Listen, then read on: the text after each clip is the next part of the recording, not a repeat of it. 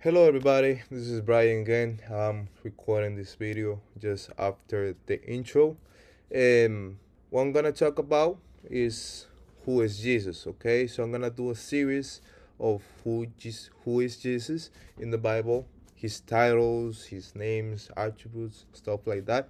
Um, and I'm gonna start today with Jesus as the son of a carpenter, okay? So before I enter to who's Jesus as the son of a carpenter is, we're gonna talk about a little bit who is Jesus, okay? Or what the Christians believe who is Jesus, all right? Jesus is the second member of the Trinity who took human form to die for us. And with his blood, the debts we owe to God, to the Father, were paid. His earthly parents were Joseph the carpenter and Mary, who was a virgin when she conceived Jesus. He was 100% man and at the same time 100% God. Okay? We also believe that he was the physical representation of who God is. You know, God, the invisible God that the Bible talks about, the God that nobody sees. He's that representation of God. He's the physical representation of who God is. Because even the Bible says that Jesus said that when you see him, you see the Father, because he and the Father are one, meaning that he is the same being, the same God. There are not three different gods, one God, three persons. So we're going to talk a little bit about Jesus Christ being the son of a carpenter. So it reads, Jesus Christ was the son of a carpenter. So in those times, it was not unusual for sons to continue their father's business, since the family in those times centered around the father. He had complete authority over his household and the duty to instruct the men of the house in the law and customs of the people of Israel.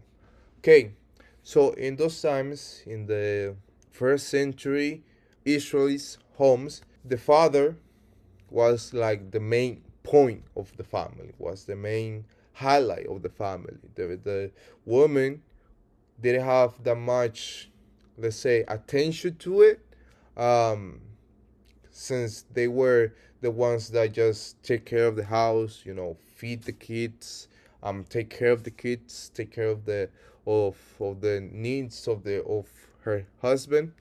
But the father was the one that carried the heritage. He carried the last name. He carried the blood. He carried the heritage of his ancestors. So the father was like the main highlight of the family in those times. And every father had the duty to teach his children, especially men, the laws and, and festivities and religion of the Israelites, of the people of Israel. So he had that duty. He was the one that teach kids about the law. Also, it was a great thing for sons to be birthed into a family. If a family only had daughters, it was a very good thing because there wasn't anybody to carry the last name or carry the family's business or carry the legacy of the father, because only sons can carry the legacy of his father. Of course, if there wasn't any son, the woman can inherit some of the heritage, but the legacy, the last name, they wouldn't be able to carry it because they had to change their last name to the last name of her husband's. So it was an important thing to have sons in those times, in the family of those times. So every father that had a business, they taught his sons about the business. It was something that was normal. It was something that happened in the time around Israel. So it was something normal. It was something that happened every day. So when we see that Jesus is called the son of a carpenter, it means probably 100% that he's gonna be a carpenter too, because he was taught in the business that his father was working on. So in Mark, the Greek word used in chapter 6, verse 3 is tekton, which can be also understood more broadly as craftsman, builder, or contractor.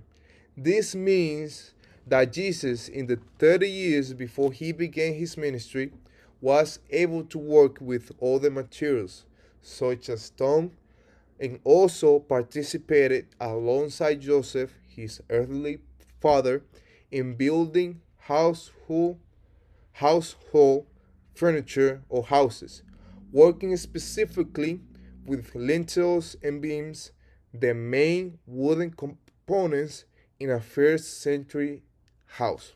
And it means that probably before he started his ministry, he was working in in that business, in this business of not only wood, but also stone, probably, and also helping building houses, especially the wooden part of the house, okay? Because in Nazareth, the city that Jesus was from, it was a place with not much importance. Why? Because the people there work in stuff from arts and crafts with stone, wood, and other simple materials as them. And they also work in farms, so they weren't people of importance. So we got two verses that talk about the same event, two different eyewitness testimonies of the same event. Even though one calls Jesus carpenter and the other calls Jesus the son of a carpenter, is saying the same thing. As we know, when we talk about eyewitness testimonies of an event, the eyewitness testimonies might not be the same, like the exact same, saying the exact same things with the exact same words.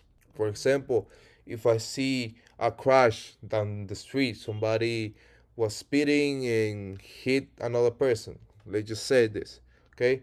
If the police ask me, I'm gonna say, hey, I just saw somebody that got ran over. The car was speeding, hit the person, and that's what happened. But maybe they ask another person and they say, oh, I heard somebody was screaming and I saw a car flew by me and then I think it hit a person, but I'm not sure. They talk about the same event with different perspective, different point of views. It's not a contradiction. They just saying the same thing, the same event, but in different perspectives. Okay. So when we read Mark 6 verse 3, it says, "Isn't this the carpenter? Isn't this Mary's son and the brother of James, Joseph, Judas, and Simon? Aren't his sisters here with us?"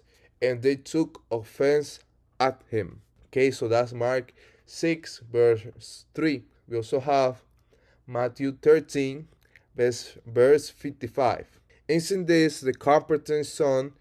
Isn't his mother named Mary? And aren't his brothers James, Joseph, Simon, and Judas?" And that's Matthew 13:55. Okay, we see in Mark, it calls Jesus the carpenter, but we have in Matthew that it calls Jesus the son of the carpenter, Joseph. Okay, so Joseph being the carpenter and Jesus Christ his son. So, like I said, it's not a contradiction. It's not going against.